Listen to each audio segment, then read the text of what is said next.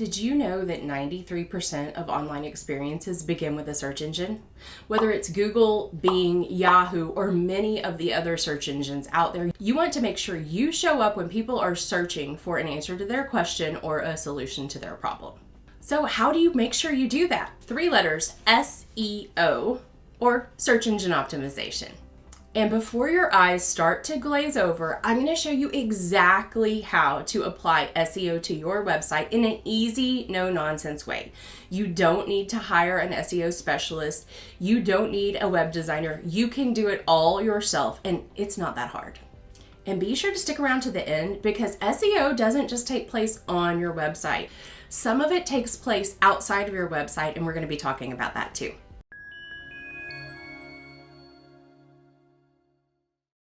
First of all, you need to know exactly how your audience thinks so that you can find the specific keywords that are going to rank best for you. I know the concept of keywords can often seem daunting and overwhelming, but really all a keyword are the exact words that someone types into a search in order to find you. You also need to know that there are 2 different types of keywords. There are short tail keywords and long tail keywords. Short tail keywords are those short keywords you type into Google search, like dance classes or broken kitchen sink. Now, a lot of times when you type those in, you don't get the exact answer you're looking for or anything that's really helpful for you. I know we've all been there.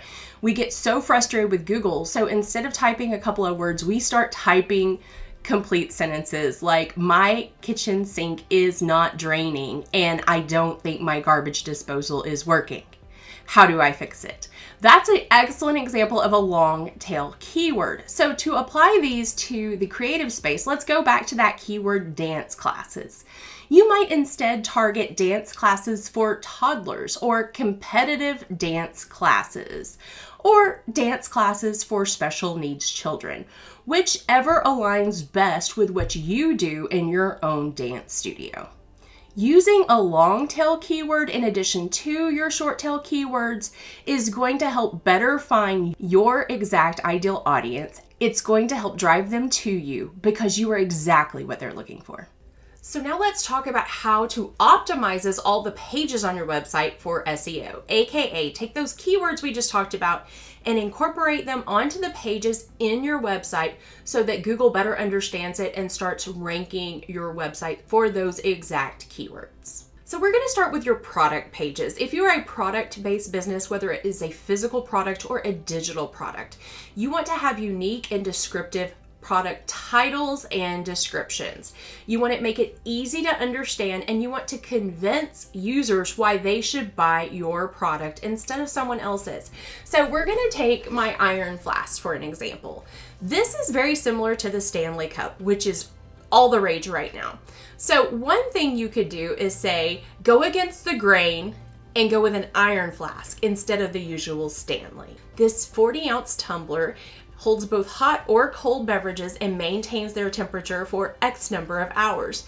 It also comes with 2 separate lids and a variety of colors, including these variegated colors. So now you're explaining to the audience why your product is better, and you've got that call to action, go against the grain and go with a different option. Now, this video is not sponsored, but hey, Iron Flask, I like your stuff. If you want to sponsor me, come on over.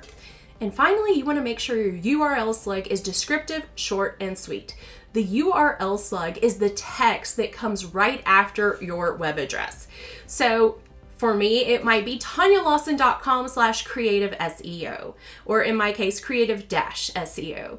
That is explaining exactly what that is to Google. That is the link to my creative SEO membership. So when you're writing an article, naturally Google is going to include the blog post title as the URL slug. Sometimes those titles can be really long. For example, 10 effective ways to convert viewers to clients on Instagram. Well, that's really long. We don't want it. So instead, it could be yourwebsite.com/how to convert viewers to clients on Instagram or /convert on Instagram. That is exactly what you need to do to make it clear and easy to understand without being 10 miles long. It's not just about optimizing every page on your website though. There are other aspects to SEO that you need to consider.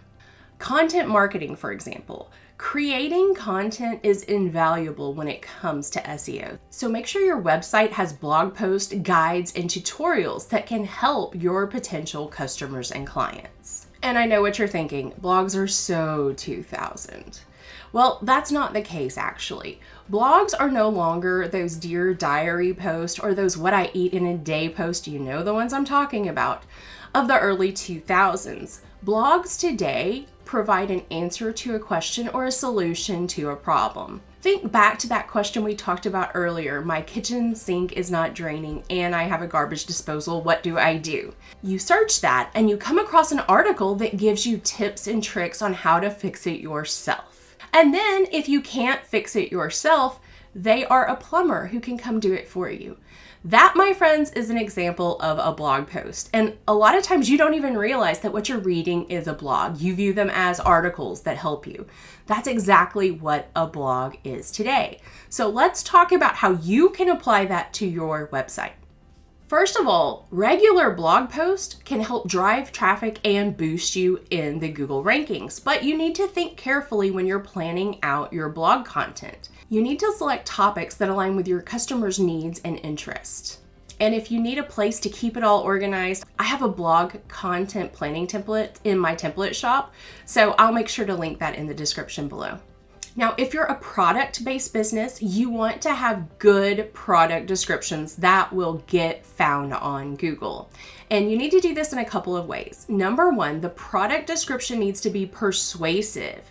It needs to tell the customer exactly why they need your product instead of someone else's. That product description also needs to be keyword rich so that Google understands it and knows exactly what it is and drives it up in the Google rankings. However, don't just plop a bunch of keywords in there like you would tags on a YouTube video or in a blog post. Instead, incorporate those keywords in a natural way that makes sense to the user and reads very comfortably. Google is all about user experience, and that is going to help. Next up, let's talk about user experience. Now, in the land of SEO, this is called UX. And user experience is something Google is prioritizing now more than ever. And having a good user experience on your website is going to help it rank, but also it's going to keep users on your website. We've all been on those websites on our phones that are not mobile friendly, that we struggle to find anything on, and we instantly move to the next one. Don't let that be your website.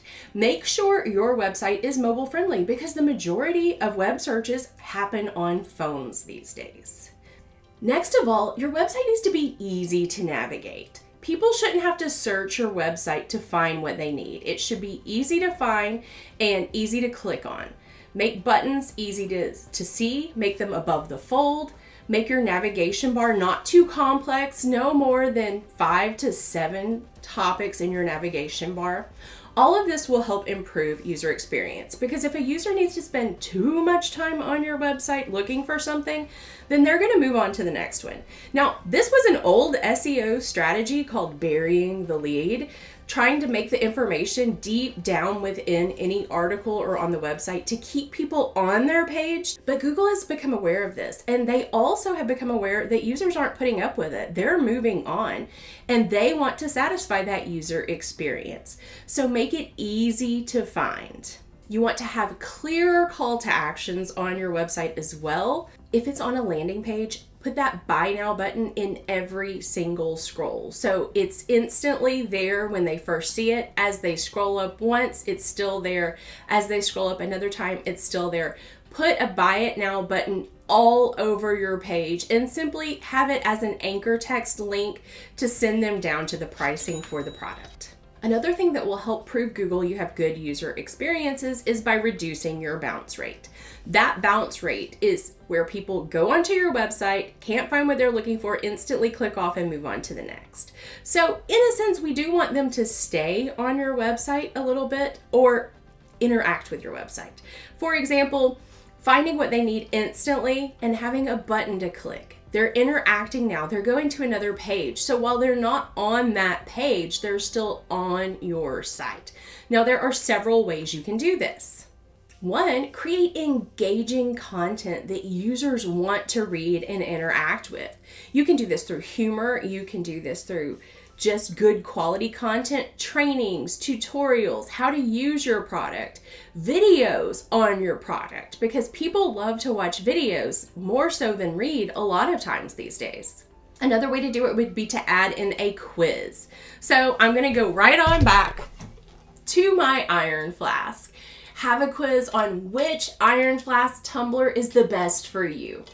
By simply clicking through each answer, they're interacting with your website, they're staying on it longer. You are now making your product fun, improving your user experience, and telling Google exactly what you need. Now, we can't talk about SEO for your business without talking about local SEO. Local SEO is optional, but if you have a brick and mortar business or you're looking for clients in your immediate area, you want to make sure that you include local SEO on your website as well. And you can do this in several ways. First of all, you want to make sure you have a local phone number and address on your website. And you don't need to hide it in the About Me or in the content section. You want to make it prominent where it's easy to find and see. So place it in the footer of your website. That way, that contact information will appear on every single page.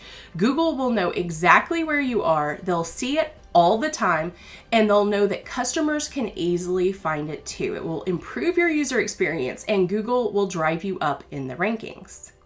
And finally, you want to include high quality photos and lots of them of your business, products you're selling, etc. And make sure you get product reviews and testimonials. All of this is going to help Google know that your website is quality, that your business is something people need to know about, and it's going to help drive you up in the Google My Business. And when they see that same address on your website, it's going to help your website rise up in the rankings as well. Before we wind this video up, I want to take a second to just address a few common mistakes that people make when it comes to optimizing their website for search engines. Keyword stuffing is where you take your targeted keyword and incorporate it as many times as possible. This was an old practice that worked really, really well in the early 2000s to get sites ranking. But Google has slided that now, and nobody likes to read that. You want to read content that reads very naturally. So avoid that. Incorporate all of your keywords in a natural manner that reads clearly and makes sense. Now, I know we mentioned this earlier, but it is so critical to have a mobile-friendly web design today. We have to mention it again. So you get on your website and you're building it on a computer, right? And it looks amazing. Make sure you take the time to check what it looks like on a mobile phone. Now, if you're using a web designer like Squarespace or Elementor or Wix, they have an option to view it in mobile mode, and make sure you look at it so that you can tweak it. I know the website builder that I use, which is Thrive Architect, has a way to tweak the mobile version to look better while leaving the web version the same. If you had someone else build your website, make sure they do this for you, because frankly, if they're not considering mobile friendliness, they're not a very good web designer, and you need to look elsewhere. I have a great web designer that I know and I've worked with, and I will link her information below. Her name is Cara Wolf, and I actually have a YouTube interview that I did with her, and I will link that down below as well. Implementing all of these strategies is a great start to get your website ranking in Google searches or Bing searches or Yahoo searches, really any search engine.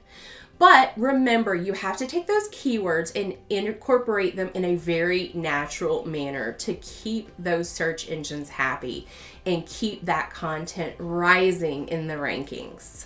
Make sure you prioritize user experience as well, because we all know a happy customer is a customer that's going to stick around, and an unhappy customer is going to move on to that next search result in Google. And if you want to know more about how to take all of this optimization on your website to start making passive sales and earn money while you're sleeping, make sure you check out this video. And until next time, peace out.